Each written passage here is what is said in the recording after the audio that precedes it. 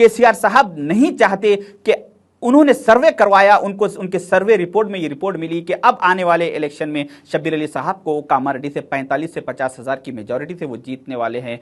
तो केसीआर साहब ने सोचा कि अगर ये आदमी इतनी बड़ी मेजॉरिटी से जीतेगा तो हाईकमान इसको फर्स्ट सेकंड नंबर पे कैबिनेट में बिठाएगी और जो मैंने 10 साल में मुसलमानों को बर्बाद किया, तालीमी इदारे में, वक्फ बोर्ड में, हर चीज़ में, वो सारे चीज़ों में ये फिर मुसलमानों को नीचे से उठा देगा और फिर मुसलमानों को उनके हुकूक दिलवाएगा और मैंने जो 10 साल में बर्बाद किया उसका मुझसे सारा हिसाब लेगा। इस खौफ से, इस डर से केसीआर साहब ने कामारेड्डी को सेकंड ऑप्शन चुना और वो शब्बीर अली साहब को हराने के लिए भरपूर अपनी पूरी कोशिश कर रहे हैं।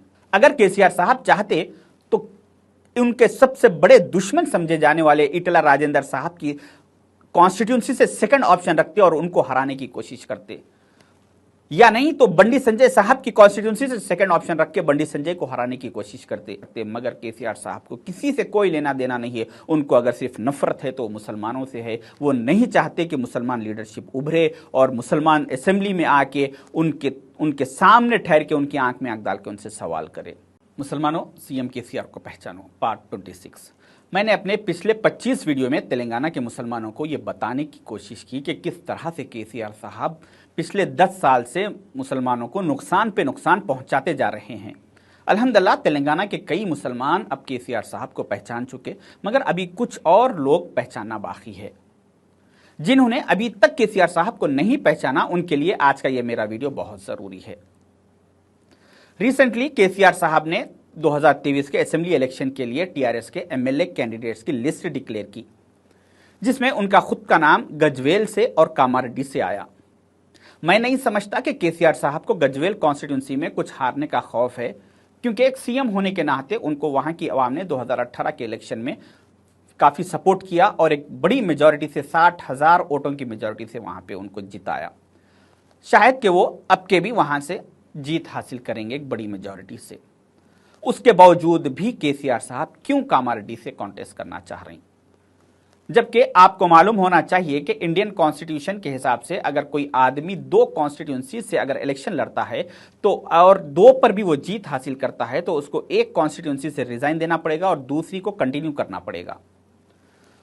तो यहां पर अगर केसीआर साहब गजवेल से और कामारेड्डी से इलेक्शन जीतते हैं तो लाजिम है कि वो कामारेड्डी को रिजाइन करेंगे और गजवेल कॉन्स्टिट्यूंसी को कंटिन्यू करेंगे, क्योंकि गजवेल कॉन्स्टिट्यूंसी उनकी परमानेंट कॉन्स्टिट्यूंसी है और कामारेड्डी में महीने 2 महीने के बाद फिर इलेक्शन करवाएंगे और वहां से गंपा गोवर्धन को फिर कॉन्टेस्ट करवाएंगे।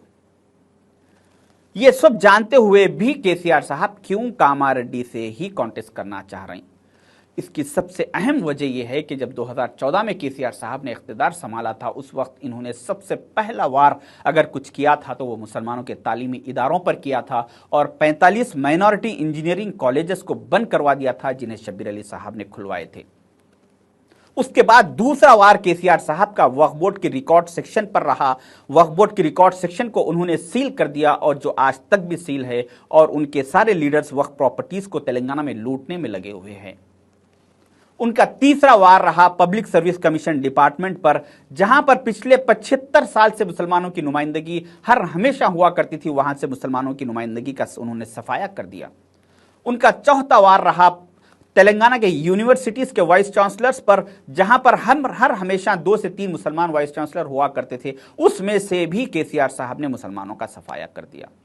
ऐसे मैं आपको 40 वार और केसीआर साहब के गिना सकता हूं। इसलिए केसीआर साहब नहीं चाहते कि कोई मुस्लिम लीडरशिप आए असेंबली में उनके सामने ठहर के उनसे आंख में आंख डाल के उनके इन कारनामों के बारे में सवाल करे, जबकि दूसरे और 7 एमएलए वहां पर असेंबली में मौजूद है, उनकी अलायंस पार्टी के और उनकी खुद की पार्टी का एक एमएलए, 8 एमएलए, वो कभी उनके खिलाफ कोई आवाज नहीं उठाते, क्योंकि केसीआर साहब ने बता दिया कि मुझे सिर्फ हाँ सुनने की आदत है, ना सुनने की आदत नहीं है। उन लोगों को बताने के बाद उन लोग सिर्फ हाँ में उनका जवाब दिया करते हैं। अगर केसीआर साहब चाहते तो उनके सबसे बड़े दुश्मन समझे जाने वाले ईटला राजेंद्र साहब की कॉन्स्टिट्यूंसी से सेकंड ऑप्शन रखते और उनको हराने की कोशिश करते, या नहीं तो बंडी संजय साहब की कॉन्स्टिट्यूंसी से सेकंड ऑप्शन रख के बंडी संजय को हराने की कोशिश करते और भी तेलंगाना में ऐसे कई बड़े लीडर्स हैं, दलितों की आवाज और एससी के एसटी के बड़े बड़े लीडर्स हैं जो अपनी अपनी कम्युनिटी के लिए आवाज उठाते हैं और अपनी कम्युनिटी के लिए हुकूक दिलाते हैं। तो उन लोग के पास से भी केसीआर साहब चाहते तो सेकंड ऑप्शन रख के उनकी आवाज को दबाने की कोशिश करते, मगर केसीआर साहब को किसी से कोई लेना देना नहीं है। उनको अगर सिर्फ नफरत है तो मुसलमानों से है। वो नहीं चाहते कि मुसलमान लीडरशिप उभरे और मुसलमान असेंबली में आके उनके सामने ठहर के उनकी आंख में आंख डाल के उनसे सवाल करे। यूपी में योगी जी ने आजम खान साहब को एमएलए बनने के बाद में बर्बाद कर दिया, मगर केसीआर साहब योगी से एक कदम आगे निकलते हुए यहां पे वो शब्बीर अली साहब को एमएलए तक बनना नहीं देना चाह रहे हैं। उनको एमएलए बनने से पहले इलेक्शन में ही बर्बाद करने की उन्होंने साजिश रची। 2004 में शब्बीर अली साहब कामारेड्डी से 52,800 वोटों की मेजॉरिटी से उन्होंने एक बहुत बड़ी जीत हासिल की थी। उस वक्त के होने वाले सीएम वाईएसआर राजशेखर रेड्डी साहब को 40,700 की मेजॉरिटी आई थी। उनसे ज्यादा मेजॉरिटी शब्बीर अली साहब को आई थी, जिसकी वजह से कांग्रेस की हाईकमांड ने शब्बीर अली साहब को कैबिनेट मिनिस्ट्री देते हुए उनको 3 मिनिस्ट्री दिया और सिटी इंचार्ज मिनिस्टर बनाते हुए उनको कांग्रेस में सेकंड पोजीशन पर रखा। जिसके बाद उन्होंने 4% रिजर्वेशन पर काम किया, जिसकी वजह से आज करीब 20 लाख मुसलमानों को उसका फायदा हुआ और 7 माइनॉरिटी मेडिकल कॉलेजेस ओपन किए, जिसकी वजह से आज हजारों डॉक्टर्स बन के आ रहे हैं और 56 माइनॉरिटी इंजीनियरिंग कॉलेजेस ओपन किए। ऐसे तालीमी इदारों में मुसलमानों को जमीन से उठाकर उन्होंने आसमान पे बिठाने की कोशिश की उनके दौर इख्तिदार में 10 साल में।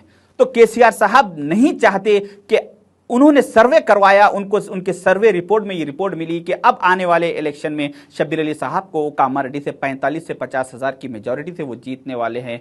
तो केसीआर साहब ने सोचा कि अगर ये आदमी इतनी बड़ी मेजॉरिटी से जीतेगा तो हाईकमान इसको फर्स्ट सेकंड नंबर पे कैबिनेट में बिठाएगी और जो मैंने 10 साल में मुसलमानों को बर्बाद किया, तालीमी इदारे में, वक्फ बोर्ड में, हर चीज में, वो सारे चीजों में ये फिर मुसलमानों को नीचे से उठा देगा और फिर मुसलमानों को उनके हुकूक दिलवाएगा और मैंने जो 10 साल में बर्बाद किया उसका मुझसे सारा हिसाब लेगा। इस खौफ से, इस डर से केसीआर साहब ने कामारेड्डी को सेकंड ऑप्शन चुना और वो शब्बीर अली साहब को हराने के लिए भरपूर अपनी पूरी कोशिश कर रहे हैं।